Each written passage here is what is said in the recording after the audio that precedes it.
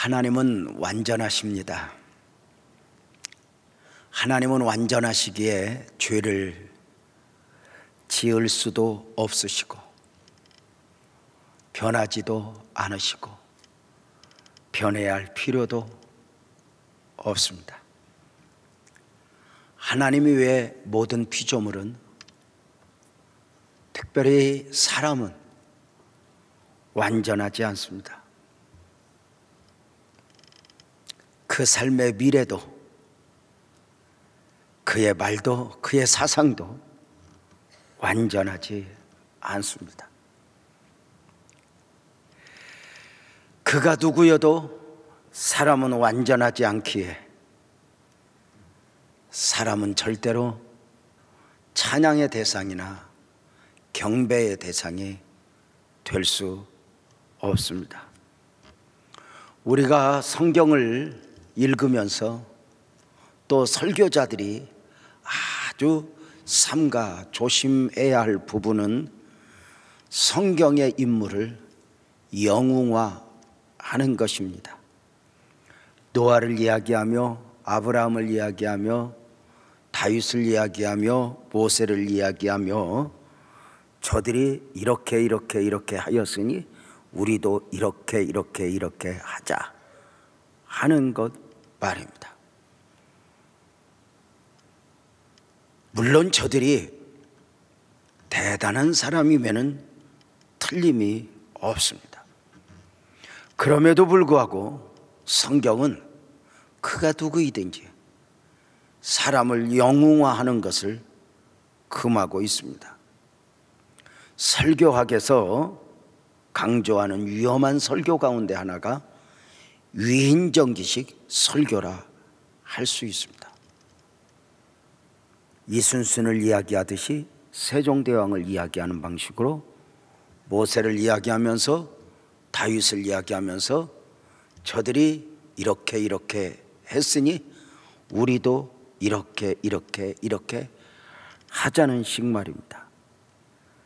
이런 설교가 사실은 매력이 있기도 하고 설교자에게 있어 준비하는 과정도 그리 어렵진 않습니다. 그럼에도 불구하고 설교를 그런 식으로 하게 되고 성경을 그런 식으로 보게 되면 주님이 아니어도 복음이 아니어도 되는 경우가 될 수 있습니다. 사람은 완전하지 않습니다. 사람은 찬양의 대상도 경배의 대상도 될 수 없습니다.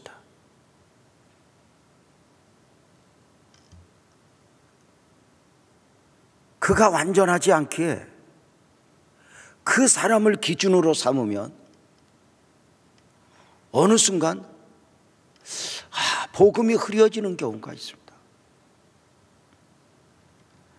바울의 고백을 볼까요? 고린도전서 4장 16절에 보면 그러므로 내가 너희에게 권하노니 너희는 나를 본받는 자가 되라. 대단하지 않습니까?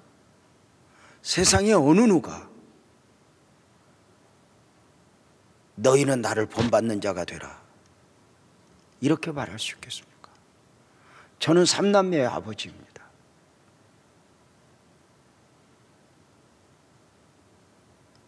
저는 저를 잘 알고 있기에 우리 아이들이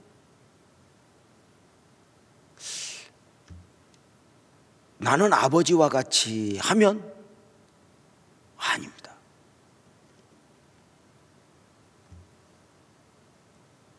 다윗을 사용하셨고 모세를 사용하셨고 이 아버지를 사용하신 아버지 이상의 하나님을 보기를 원하는 것입니다. 그리고 자식들아 너희는 아버지를 본받으라 이렇게 말할 수 없습니다. 제가 저를 잘 알기 때문입니다. 바울이 너희는 나를 본받으라 했습니다. 그럼에도 불구하고 이 말씀을 우리가 좀 더 헤아려 보면 바울이 자기 자신을 기준 삼은 것 같지만 고린도전서 11장 1절 말씀은 좀 더 정확하게 이야기합니다. 내가 그리스도를 본받는 자 된 것 같이 너희는 나를 본받는 자가 되라. 내가 본받은 자가 아닙니다. 진행입니다. 내가 그리스도를 본받으려고 얼마나 몸부림치는가 보았지. 너희도 나와 같이 그리스도를 본받은 자가 되어라. 이것입니다. 너희는 나를 본받으라 할 때 나의 행위, 나의 어떤 능력, 이것이 아니라 내가 그리스도를 본받기 위하여 노력하는 거 보았지. 너희도 나와 같이 그리스도를 본받기 위하여 마음을 쏟으라. 이것이 참 중요한 논리입니다. 기준은 오직 그리스도입니다. 여호수아서를 설교하면서 모세가 가나안에 들어가지 못하게 된 이유를 말씀을 드린 적이 있습니다. 모세는 출애굽의 역사와 함께 광야 40년 사역을 다 마무리한 가운데 왜 요단강 입구에서 가나안을 바라보기만 하고 거기에서 삶을 마쳐야 했는가?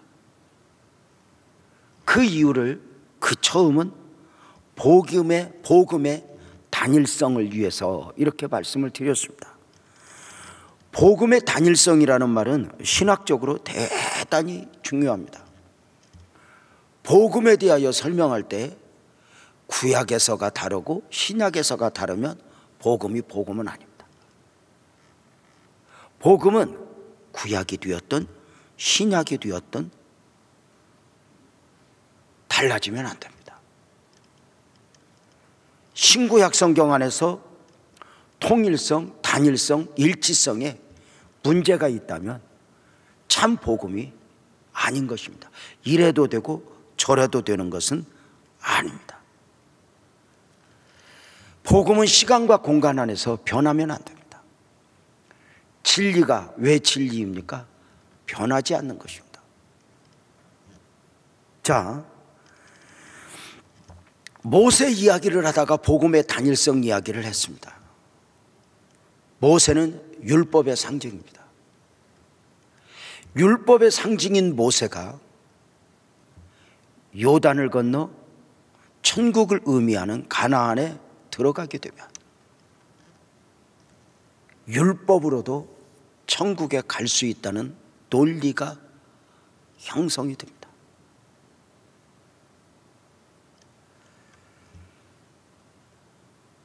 모세의 사역은 거기까지입니다. 그리고 구원자의 이름의 뜻을 가진 여호수아가 모세를 이어 요단을 정복하고 가나안 정복의 사명을 감당하게 되는 것입니다.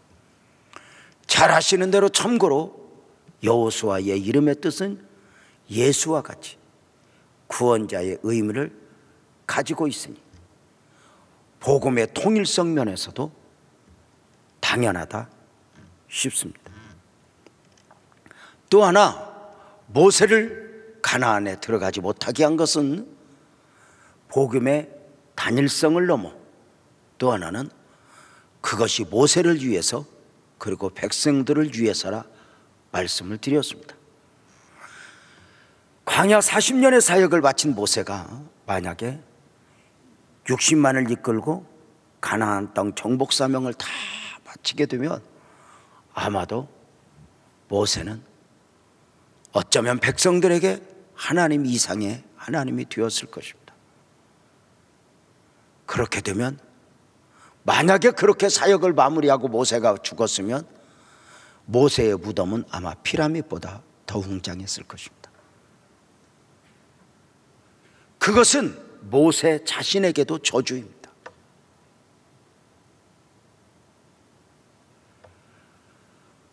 하나님을 바라봐야 될 백성들에게 있어서도 모세로 인하여 하나님을 바라보지 못한다면 그것은 백성들에게도 축복이 아닙니다. 우선은 보기에 모세를 일찍 데려가시는 것이 한없이 아쉬운 것 같지만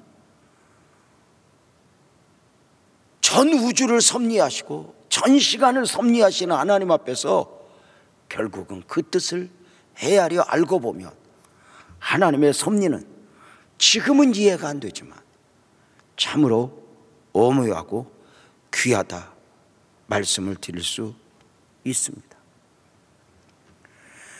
사람을 영웅화하는 것은 위험하다 말씀을 드리는 가운데 계속해서 말씀을 드리고 있습니다. 더 위험한 것은 자신을 영웅화하는 것입니다. 이렇게 말씀을 드리면 자신을 영웅화한 사람이 누가 있지? 애굽의 바로, 바벨로니아의 느부갓네살, 로마의 네로, 프랑스의 나폴레옹, 여러 가지로 생각하면서 나는 아니야 하겠지만 우리 안에도 자기 영웅화라고 하는 죄성이 담겨 있습니다. 무엇이냐면 다른 사람을 가볍게 여기며 그 앞에서 우월감을 가지는 것입니다. 자존감과 우월감은 다릅니다. 자존감은 하나님 앞에서 가지는 마음으로 나도 귀한 만큼 너도 귀하고 네가 귀한 만큼 나도 귀해지는 것입니다. 그러나 우월감은 나 자신의 부족을 알면서도 상대를 비판하고 깎아내리면서 자기 자신을 세워나가는 안타까운 방식입니다. 자, 우리 모두는 그가 누구이든지 끝까지 겸손해야 하고 끝까지 삶과 자신을 살필 수 있어야 합니다. 우리가 혹시 다른 사람보다 건강하다면, 우리가 다른 사람보다 물질적 여유가 있다면 누구보다 재주가 좋거나 관리를 잘해서가 아닙니다. 특별한 은혜를 입은 것입니다. 이 안에는 하나님의 기대가 담겨 있고 말입니다. 나는 괜찮아, 나는 걱정 없어, 스스로 자기 자신을 자신하게 되면 시간의 차이만 있지 스스로 안에 무너질 수 있는 경우들이 얼마든지 있습니다. 다윗은 대단한 사람입니다. 하나님 마음이 합한 사람 다윗, 왕 중의 왕 다윗, 골리앗을 이긴 사람.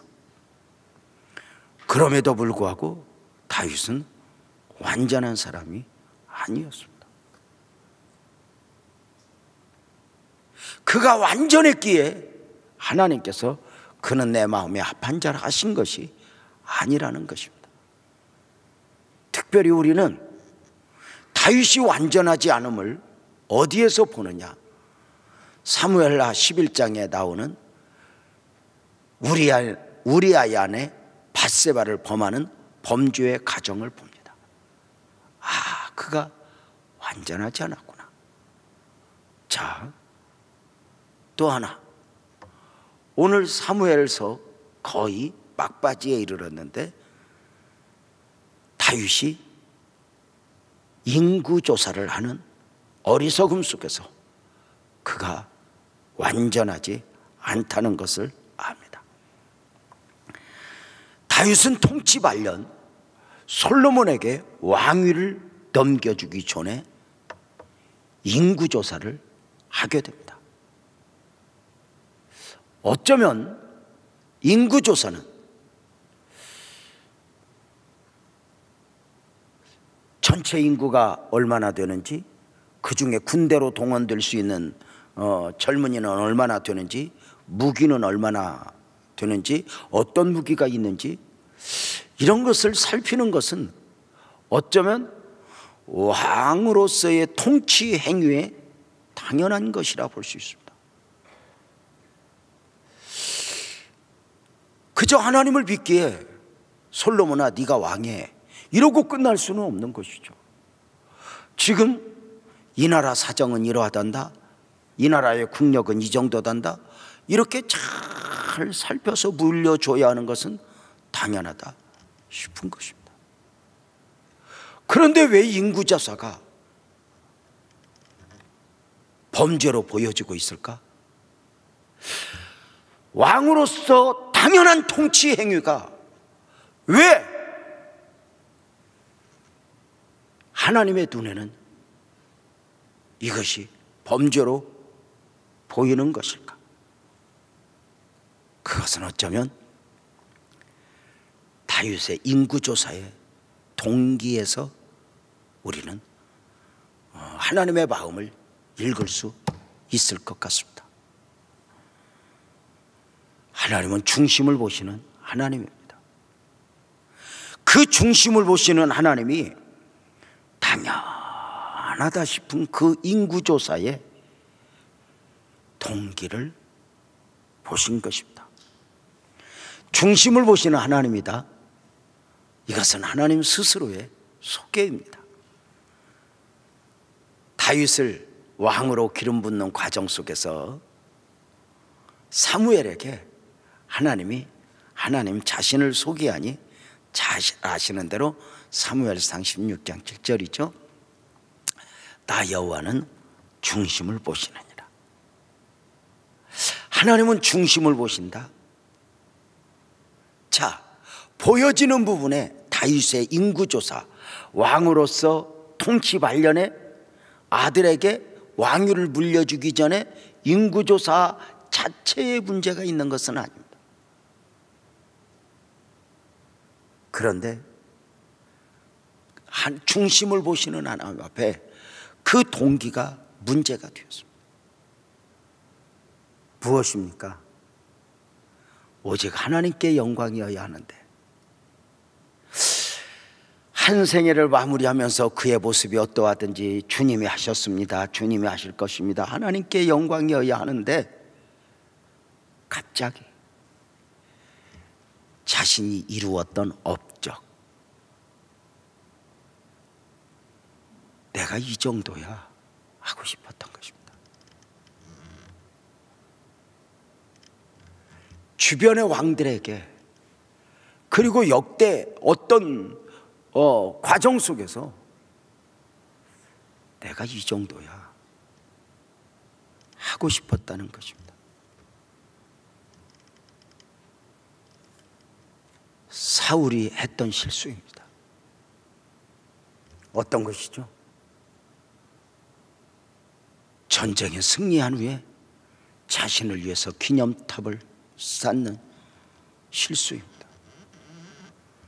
하나님이 이기게 하셨는데 하나님은 없고 내가 이 정도야 이렇게 하고 싶어요.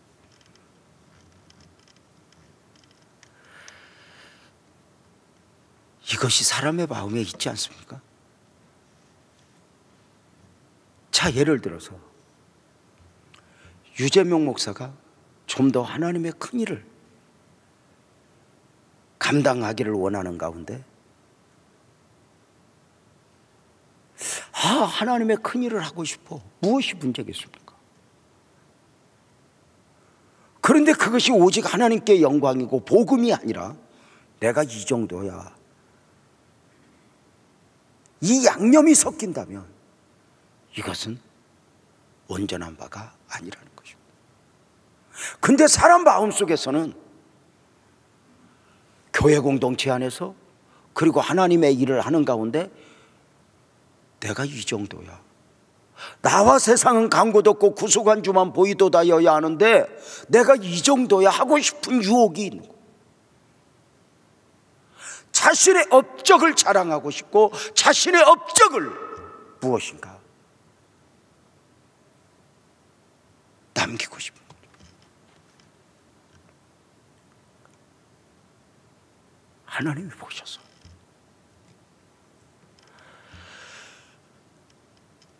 다시 말씀을 드릴게요. 다윗의 왕위 말년에, 인생 말년에 인구조사는 당연한 것이다.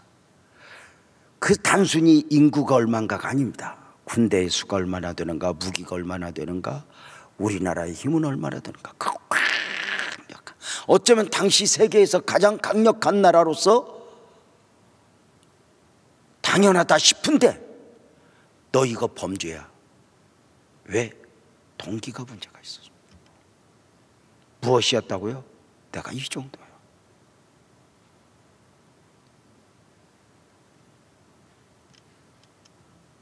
어느 순간 하나님께 영광, 끊임없이 고백했던 자신의 삶에서 역사하셨던 하나님을 보다는 내가 이 정도야 하고 싶은 것입니다. 우리가 하나님의 일을 할 때 목사가 마찬가지입니다.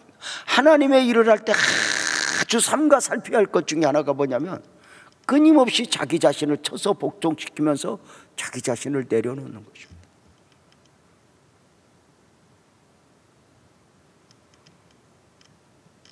일반 기업은, 일반 회사는, 일반 정치는 내가 할 수 있습니다. 왜냐하면 하나님이 아니니까.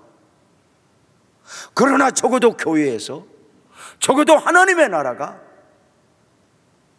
하나님의 사람이 내가 이것으로 방향을 잡으면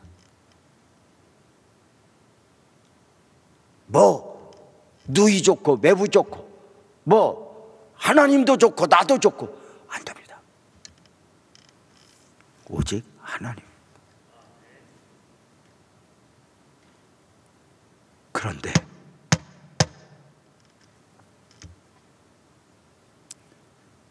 다윗의 인구조사를 하나님이 허락하시는 것입니다. 그 동기에 문제가 있다는 것을 아시면서도 어떻게? 24장 오늘 1절 말씀이 이렇게 말합니다. 여호와께서 다시 이스라엘을 향하여 진노하사 그들을 치시려고 다윗을 격동시키사 가서 이스라엘과 유다의 인구를 조사하라 하신지라.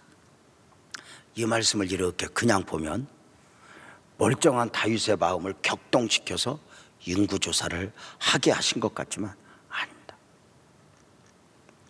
하나님은 이미 진노하셨고, 진노하신 하나님은 다윗을 격동시키사 인구조사를 하게 하셨다 했는데, 다시 말씀을 드리면 그냥 가만히 있는 다윗의 마음을 격동시킨 것이 아니라 다윗이 이걸 강력하게 원하는 것입니다.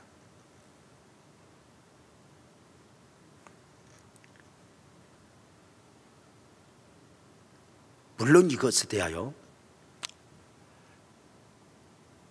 지금도 신학적 논쟁은 있습니다. 이 말씀을 바라보는 시각에 대해서 논쟁은 있습니다. 그러나 우리가 성경을 볼 때 부분에서 해답이 보이지 않으면 전체의 눈을 가지고 보는 것은 굉장히 중요합니다. 전체의 틀에서 그 부분을 빠져가지고 빼서 원어가 어떻고 외경이 어떻고 유경이 어떻고 이런 식으로 접근을 하게 되면 이것이 이단화 되어버리는 경우가 되기 때문입니다. 자,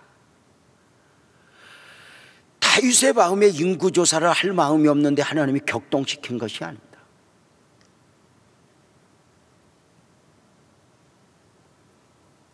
사람이 강력하게 원하면 하나님은 허락하십니다. 똑똑한 사람은 에덴 동산 이야기를 하면서 이렇게 말합니다. 하나님은 왜 선악과를 만드시어서 사람으로 하여금 죄를 범하게 하셨는가? 하나님에게 문제 삼지만 아닙니다. 하나님은 사람을 동물처럼 본능적으로 또는 기계처럼 창조하지 않았습니다. 태엽만 감아주면 주인님 사랑합니다 이런 식으로 창조하지 않았습니다.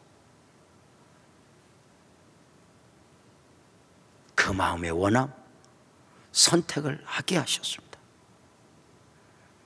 그리고 그 선택의 책임 또한 져야 했고 말입니다. 자,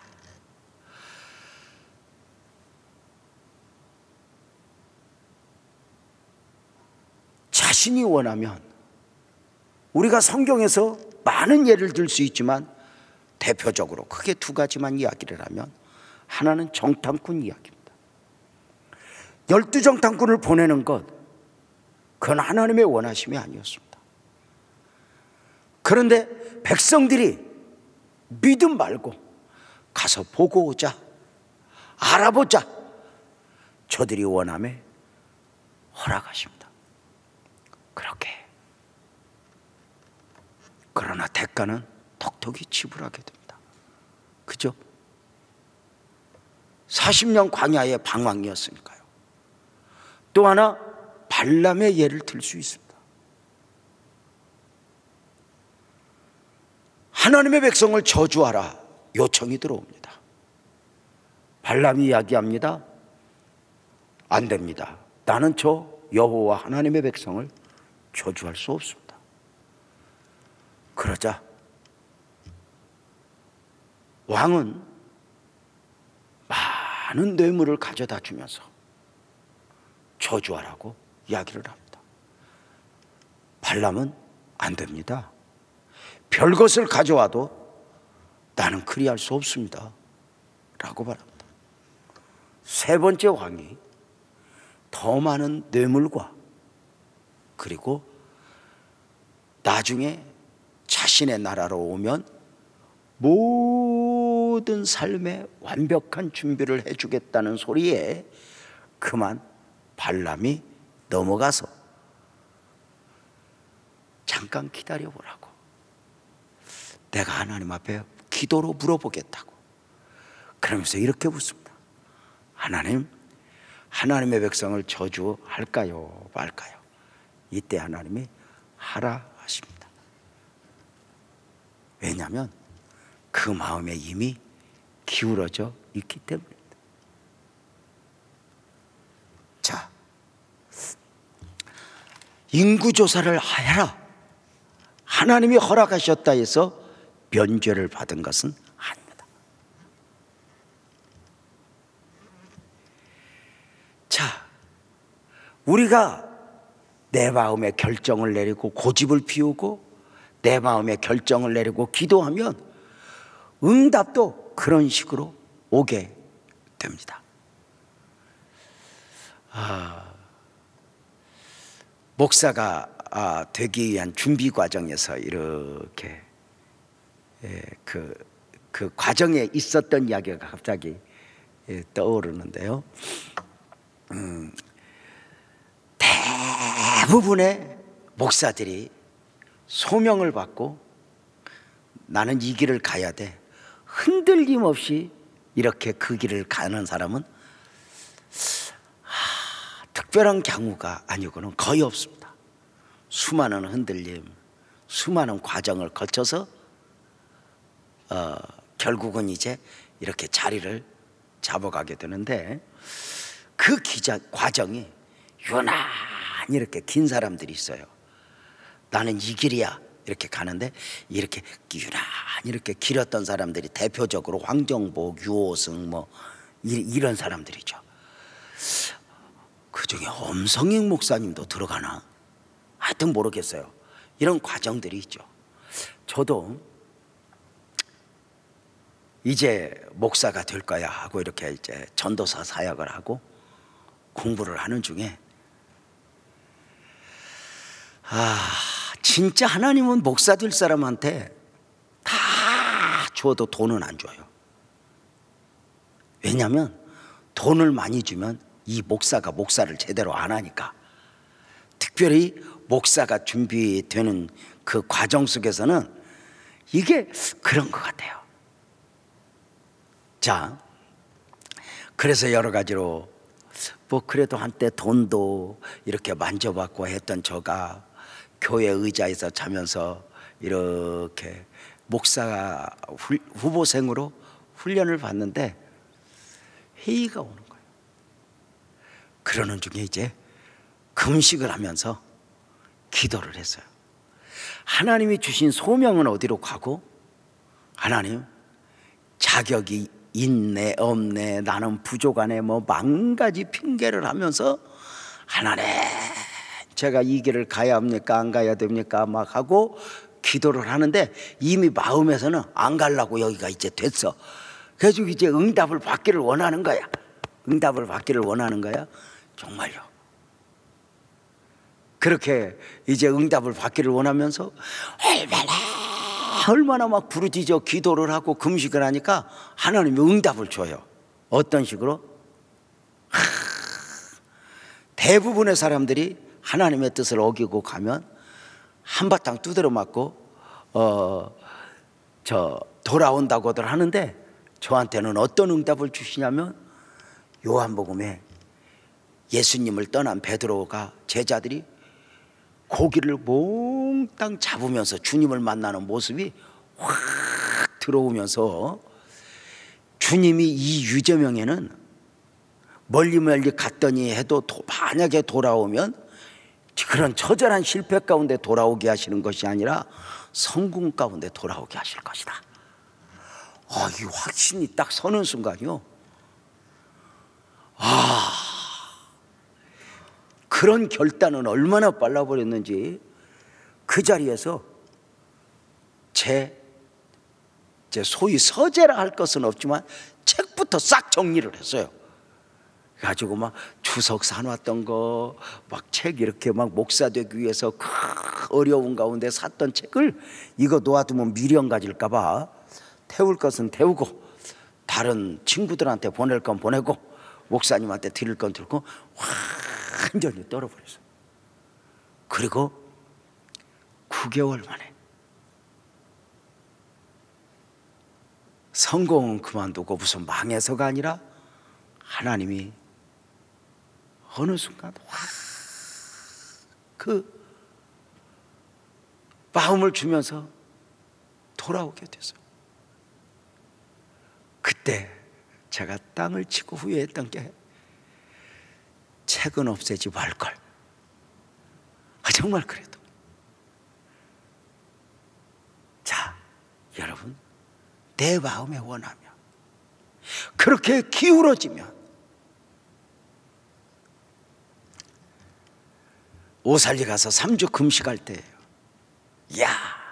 3주 작정 기도를 딱 했는데, 금식을 하면 늘 고비가 있어요. 3일을 하면 이틀째, 5일을 하면 3일째, 그리고 7일을 금식하면 3일째, 5일째. 대부분 이런 그 아주 힘든 과정이 있어요. 10일을 금식하면 5일이 힘들고 7일이 힘들어요. 3일, 5일까지는 안 힘들어요. 근데 5일을 넘는 과정, 7일을 넘는 과정, 이런 게 힘들어요. 자, 3주 금식 기도를 작정을 하고 15일째가 되는 날 고비를 만났어요. 갑자기 금식을 중단하고 싶은데, 오살리에서 3주 금식을 하면서 그래서 하나님 3주 금식을 작정을 하고, 하나님 축복해 주세요, 교회에는 다 3주 금식합니다 해놓고는 거기 가서 이제 갑자기 말도 안 되는 기도를 하는 거야. 하나님 3주를 빠져 다 할 필요가 있을까요? 또 그럴 때는 또 지나가면서 어떤 사람이 그래요. 꼭 그렇게 굶고 기도를 해야 되냐고. 또 그런 건 또 아멘 하게 돼요. 그때만 해도 이렇게 방 안에 이렇게 목사님들이 한 5명이 한 방을 이렇게 썼는데, 굴에 가서 기도를 하는 게 부르짖고, 하나님 금식을 그만할까요? 마저 3주를 해야 할까요? 하는데 응답을 받았는데, 응답을 뭘 받았는지는 몰라도 일단은 금식을 중단해야 된다고 생각하니까 응답을 받은 걸로 봐서, 그래가지고는 이제 하나님 앞에 그렇게 마음을 먹고는 하나님이 금식 그만하라 하는 느낌, 얼마나 감사해. 그래서 이제 방에 와가지고 나머지 이제 목사님들 5명한테 나 이제 금식 오늘 밤까지 끝낸다고. 왜 그러냐고. 나 응답 받았다고. 근데 응답을 받았어도 마저 3주를 해야지. 그래서 그 율법적 신앙 좀 그거 없애라고. 무슨 3주를 다 하냐고. 응답을 받았으면 그만이지. 그랬더니 안 되는데, 안 되는데, 그 사탄아 물러가라 막 이렇게 하고 세상에 15일째 딱 넘어서 오살리 기도원 식당에 가서 동치미 한 사발 마시고, 이야, 죽 한 숟갈을 딱 떠서 입에 넣는 순간 내가 이 죽 한 숟갈 먹으려고 이 짓을 했어? 사람이 신기해. 이 정도 되면 한 숟갈 먹은 거 회개하고, 맞아, 하루를 더 느리려더라도 3주를 했을 것 같아. 근데 마음에 이왕 베린 몸, 그 자리에서 죽을 울면서 한 사발을 다 먹는 거야. 신기해. 동치미 한 사발 마셨지 죽 한 그릇을 먹으니까 볼태기가 벌거스름해지면서 살이 붙는 것 같아. 문제는 목사님 3주 금식하는데 응원한다고 성도들이 오살리 기도원에 응원하러 온디. 이건 또 왜 와? 오지 마세요, 오지 마세요. 딱 금식 중단해서 이 말을 해야 되는데 그걸 안 하고 하나님 앞에 금식하는데 여기를 왜 오냐고. 그렇게 했더니 막 오지 말라고 그랬더니 또 왔어. 와서 또 얼마나 금식 중단했다고 말해야 되는데 그 기회를 자꾸 놓치는 거예요. 왜냐하면 오자마자 신윤석 장로님 그때 와서 목사님 금식하느라고 얼마나 애쓰세요, 힘드신데 우리가 해야 되는데 목사님이 하시니까 죄송해요 막 이러는데, 나 금식 마쳤다고 이걸 못했어.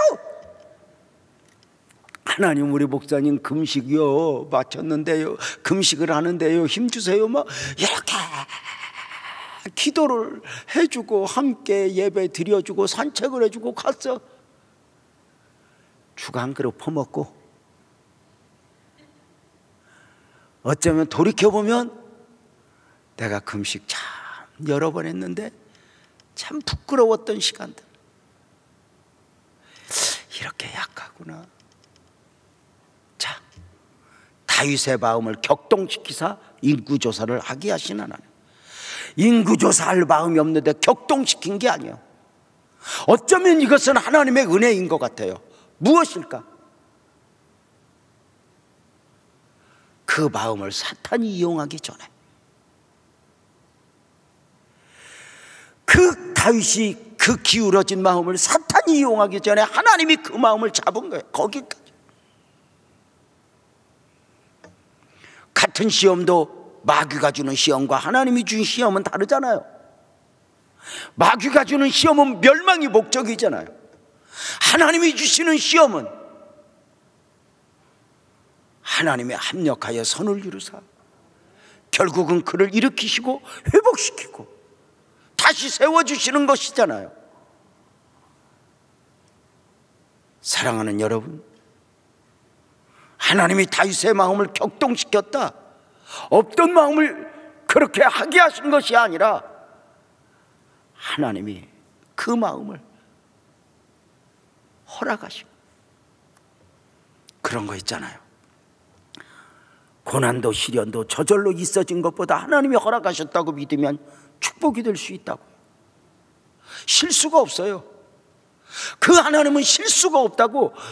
하나님 왜 그랬어요? 이렇게 묻고 싶지만 여기 올라올 때까지 끝까지 참고 내 마음에 안 들수록 말도 안 되는 일이 내 삶에 펼쳐져도 실수가 없으신 하나님, 실수가 없으신 하나님, 그 하나님을 또 외치고 또 외치고 또 외쳐야 합니다.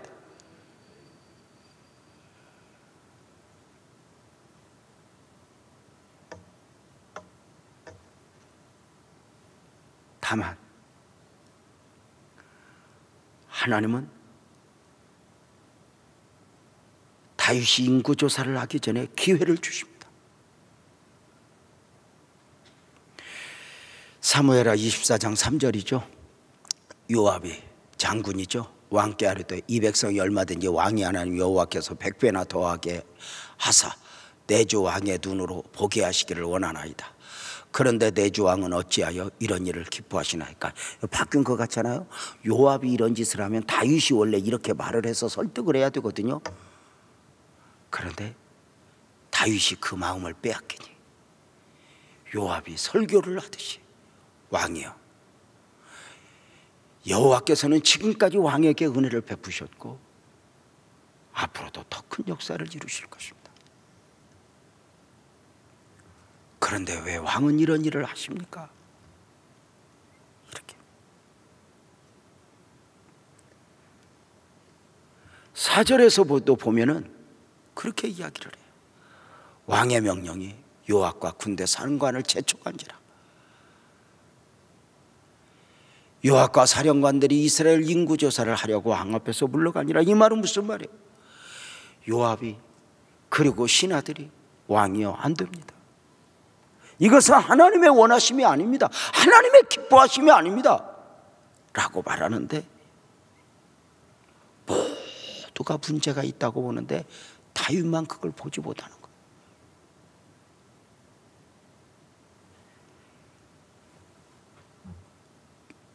교회 공동체 안에서 무슨 일을 결정할 때 세미하게서 양심에서 들려오는 소리들이 있고 감동도 있고, 이게 없으면 주변에서 걱정하면 이 앞에서 삼가다 자신을 살펴야 되거든요. 그런데 자신의 생각, 자신의 결정을 절대화시키면 위험하거든요. 그런데 우리가 그걸 하기가 쉬워요. 돌이켜보면 하나님이 우리를 깨닫게 하실 기회가 참 많이 있었어요.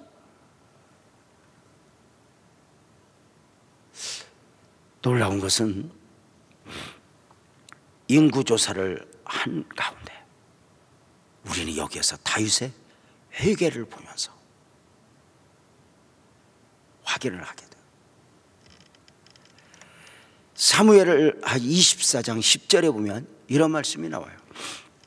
다윗이 백성을 조사한 후에 그의 마음에 자책하고, 이렇게 말해요. 다윗이 여호와께 아뢰되 내가 이 일을 행함으로 큰 죄를 범했습니다 하는 거예요. 다윗이 언제 깨달았죠? 자 보세요. 징계가 있어진 후에가 아니에요.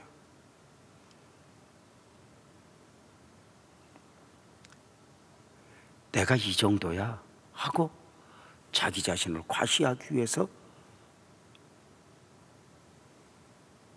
인구조사를 다 마쳤고 장군을 통해서 왕이 원하던 대로 인구조사를 했습니다. 군대는 몇이고 지금 싸움에 나갈 만한 사람은 몇이고 무기는 이 정도고 이렇게 되어 있습니다. 그 이야기를 듣는 순간 아차 싶은 거예요.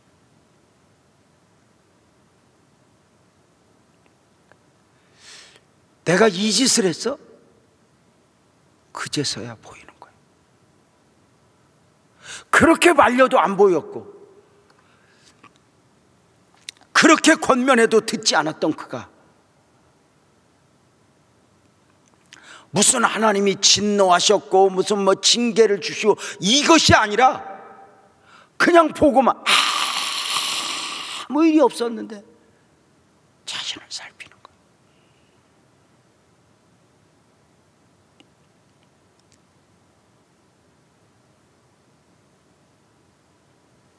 다윗의 장점이 뭐죠?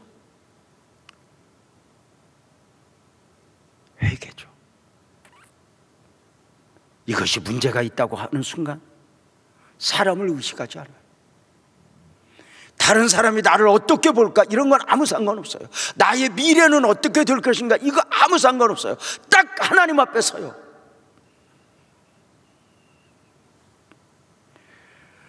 대부분의 사람들은 죄가 드러나면 변명해요. 어쩔 수 없었다 자기 사정 자기 형편을 이야기해요. 그런데 다윗은 하나님 앞에 자신을 갖다 놔요. 무엇보다도 다윗은 딱 깨닫는 순간 회개를 미루지 않아요.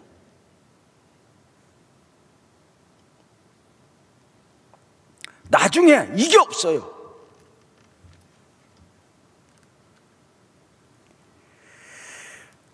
사람을 의식하지도 않아요. 미루지도 않아요. 징계가 있어진 후회가 아니라 이것이 아니야, 이것이 아니야. 정작 사람이 그러잖아요. 인구조사를 하고 다 보고를 받은 후에야 내가 왜 이랬지? 이걸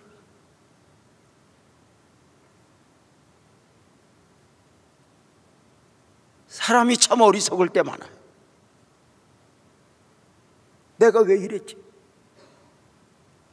사람의 특징이 있어요. 가지고 싶다.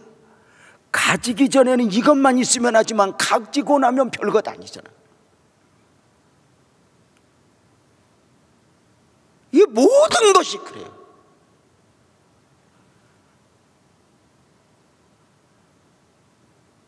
스스로 자책, 깨닫게 된 다윗이 회개를 어떻게 했는가?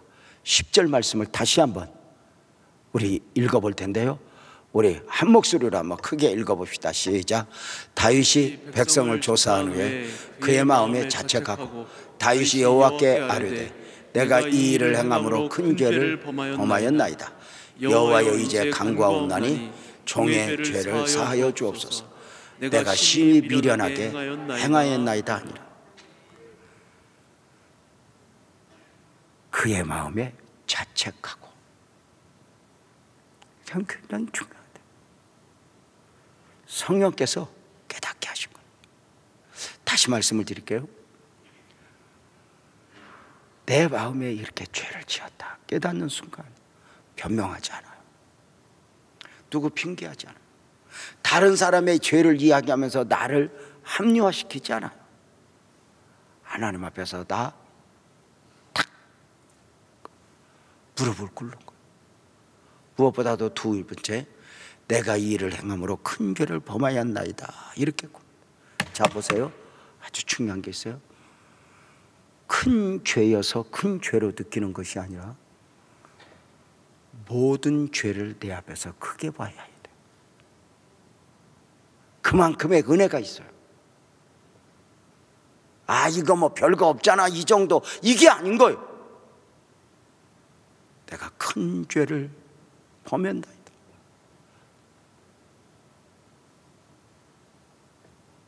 죄를 가볍게 보는 것은 스스로 속는 거예요. 내가 큰 죄를 범한나이다.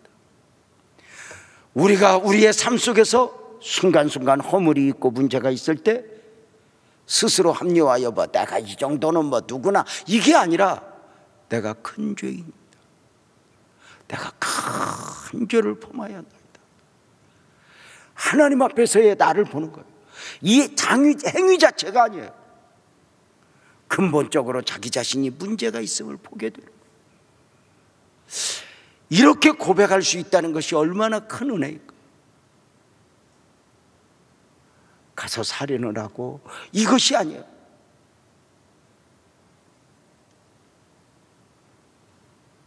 그래서 우리의 삶 속에서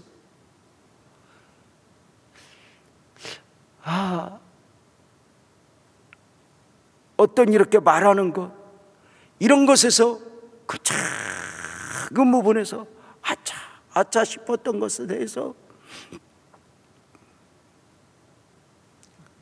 내가 이렇게 문제가 많습니다. 하나님, 나의 잘못이 너무 큽니다. 뭐 나 정도면 깨끗하게 살았지. 아닙니다.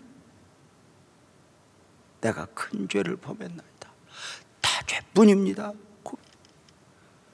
그 고백 가운데 하나님, 종의 죄를 사하여 주옵소서. 이렇게 기도해요. 결국은 하나님과의 관계 속에서 자기 자신을 표현해요. 나는 하나님이 아니면 안 됩니다. 나는 하나님이어야 합니다. 내가 하나님 말고 다른 것에 마음을 빼앗길 수 없습니다. 그냥 나의 죄가 아니에요. 종의 죄를. 이 부분을 우리가 이렇게 표현하죠. 다윗이 자기 신분에 대한 확신. 늘 다윗은 자기 자신을 정상적으로 소개할 때는 늘 주의 종, 하나님의 종으로 자기 자신을 표현해요. 양을 칠 때도, 골리앗을 이길 때도, 언제나 당신의 종이라고 이야기를 해요. 하나님의 종 다윗. 우리들이 이렇게 살아가면서 언제나 유재명이 유재명을 표현할 때 하나님의 종, 하나님의 종, 이 부분을 놓아버리면 안 돼요.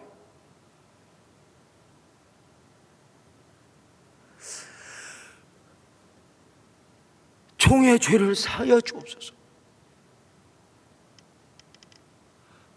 나는 하나님이 아니면 안 됩니다. 하나님의 은혜가 필요합니다.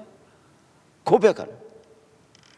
이제 다음 주 정도에 이 사무엘하, 긴 오랜 시간 달려왔던 이 사무엘하 설교를, 사무엘상 사무엘하 설교를 이제 마무리하게 되는데요, 그때도 이제 어떤 다윗의 연약함을 보게 될 것입니다.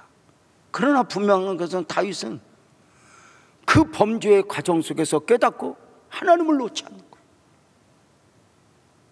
마치 아이들이 엄마 하듯이, 내가 아무리 잘못했지만, 내가 문제가 많지만 엄마 나 어떻게 하고 문 열고 들어가서 엄마 나 어떻게, 엄마 아들로서, 엄마 딸로서 자기 자신을 고백하듯이, 나는 하나님의 종입니다.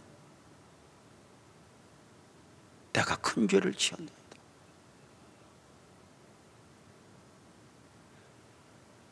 마귀가 우리에게 주는 마음은 뭐예요? 아직까지까지 아니요. 모든 죄를 크게 보는 거. 모든 죄를 크게 보는 거. 누구보다 내가 큰 죄인이 되는 거.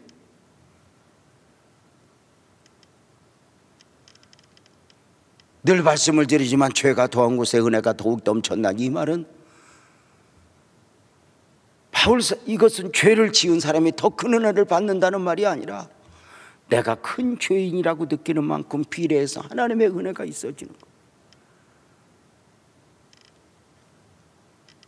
오늘 이 10절 말씀에서 참 강조하고 싶은 부분이에요. 다 깨닫는 순간 하나님과의 관계 속에서 자기 자신을 표현해요. 나는 하나님의 종입니다. 그리고 이 종의 죄를 사하여 주옵소서. 내가 큰 죄를 지었나이다. 하나님 앞에 나 자신을 비추어 보니 내가 큰 죄인이고 많은 부족이었던 것.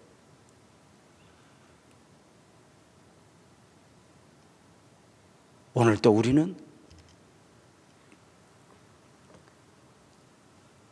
이런 말씀을 보면서 우리가 잠언서 4장 23절 같은 말씀을 우리가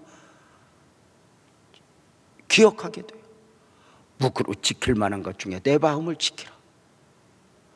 마귀는 가룟 유다의 마음에 예수 팔려는 생각을 넣어요.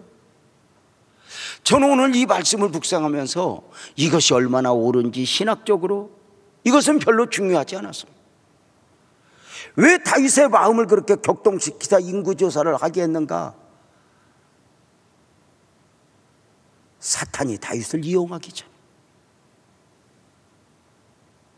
합력하여 선을 이루실 하나님의 섭리 안에서 결국은 다윗을 깨닫게 하고 돌아오게 하실 섭리 가운데 인구조사를 허락하셨던 그 하나님을 보면서 다윗을 포기하지 않고 끝까지 꼭 쥐고 계셨던 그 하나님의 은혜가 보여지는 거예요. 이 안에서 무엇이 보여져요? 나의 나 된 것은 하나님의 은혜로다. 내가 누구보다 오늘까지 이만큼의 은혜를 입을 수 있었던 것은, 건강에도 삶에서도 이만큼 은혜를 입을 수 있었던 것은 내가 이 정도야, 내가 머리가 좋아서, 내가 재주가 좋아서, 내가 능력이 있어서, 내가 몸 관리를 잘해서 이게 아니라 나는 연약하지만, 나는 부족하지만 하나님의 특별한 은혜가 내게 있었다. 말씀을 드렸죠. 내가 이 정도야? 아니요. 건강에 있어서나 삶에 있어서 돈 좀 있다고 자만하면 안 돼요. 끝까지 겸손하여 나는 당신의 종입니다. 나는 하나님의 은혜가 필요합니다. 고백하며 드려질 수 있다면 이것이 축복이 아닐까? 사랑하는 성도님들, 이제 말씀을 받죠. 바라기는 하나님 내가 창피해요, 내가 이 정도야, 이게 아니라 얼마나 하나님이 나를 원하시고 나를 붙잡으시는지, 오늘 또 그 하나님의 마음을 읽으면서 주님, 나는 하나님 아니면 안 돼요. 나는 하나님의 은혜여야 돼요. 이렇게 고백하며 기도하지 않겠습니까? 이제 우리 찬송하면서 우리 하나님 앞에 또 기도하고 또 마무리하도록 하겠습니다. 우리 모두 자리에서 일어나서 주여 우리 연약합니다 이 찬송하겠습니다.